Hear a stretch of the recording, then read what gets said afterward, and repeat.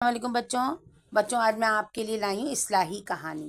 اب اس سے پہلے ہم کیا پڑھ چکے تھے؟ ہم قصص الانبیاء کی بہت ساری کہانیاں پڑھ چکے ہیں، حضرت یعقوب علیہ السلام کی کہانی، حضرت یحییٰ علیہ السلام کی کہانی، اور ہم بہت ساری کہانیاں پڑھ چکے ہیں۔ آج میں آپ کو بتا رہی ہوں اصلاحی کہانی رحم دلی۔ اگر آپ کو یہ کہانی اچھی لگے تو کمنٹ کر کے لازمی بتائیے کہ آپ کو اصلاحی کہانی سننی ہے یا آپ کو اسلامی کہانی۔ چلیے کہانی میرے ساتھ ساتھ فنگر رکھ کے پڑھیے تاکہ آپ کی اردو بھی اچھی ہو جائے۔ رحم دلی تمام بچوں کے لیے ہے یہ۔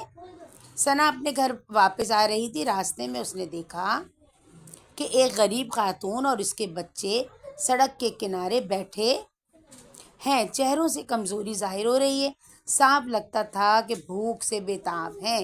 میرے ساتھ ساتھ فنگر رکھیے تاکہ آپ کو اردو پڑھنا آ جائیے۔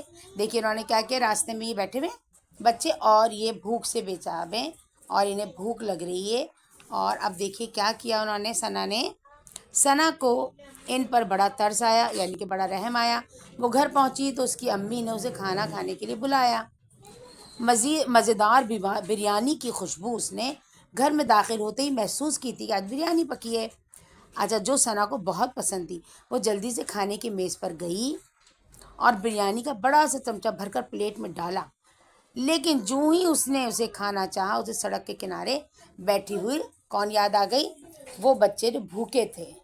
اب ثنا نے کیا کیا، خاتون اور اس کے بچے یاد آ گئے۔ ٹھیک ہے، اوہ کتنے افسوس کی بات ہے کہ میں یہاں مزیدار بریانی کھا رہی ہوں اور ادھر وہ بیچارے غریب لوگ بھوکے بیٹھے ہوئے ہیں، معلوم نہیں کب سے کھانا نہیں کھایا ہوگا اور کیا پتا کہ اب کب تک کھانے کا کوئی انتظام نہ ہو۔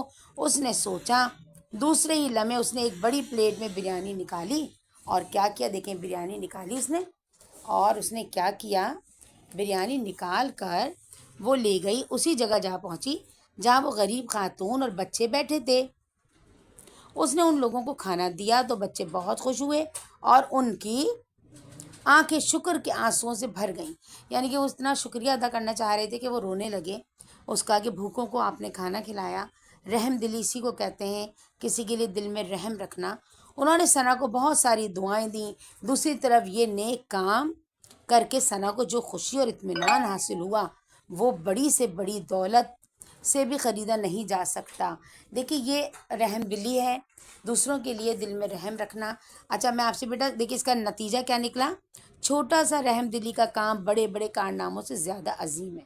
سوالات پوچھ رہی ہوں میں، کمنٹ کر کے لازمی جواب دیجیے گا۔ ثنا نے سڑک کے کنارے کیا دیکھا؟ نمبر 2، اس نے غریب لوگوں کی مدد کیسے کی؟ نمبر 3، ہمیں غریب لوگوں کے ساتھ کیسا سلوک کرنا چاہیے؟ آج ہم نے کیا سبق سیکھا؟ رحم دلی کا سبق سیکھا۔